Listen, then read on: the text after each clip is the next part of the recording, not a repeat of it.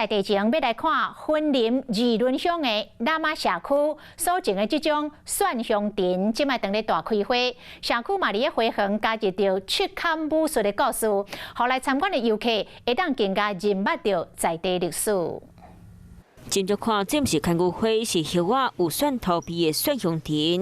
理论乡喇嘛社区有种做这种特别的花，社区用5年的时间，经过志工和民众照顾，伫咧10月到12月开花，相真侪民众来这赏花。伊这蒜香藤咧，伊个真特别，就是讲伊叶啊吼，你家安尼揉甲片哦，安那个蒜头的味足重的啊，所以才好做蒜香藤。喇嘛社区是七坎其中一个所在，社区嘛伫咧花园内底加入七坎武术的故事，互游客更加熟悉在地历史。阮阁有介绍咱西的七坎的珍贵啦吼，咱西的七坎。 伊个故事是安怎来的？社区用心建造花园，那互大家伫咧回应的时，会当来遮佚佗看花，加入在地历史故事，嘛互民众更加熟悉这个社区。 Hello， 我是雷亚，想要抢先掌握最及时的新闻资讯吗？赶快订阅、按赞、开启小铃铛，锁定华视新闻 YouTube 频道。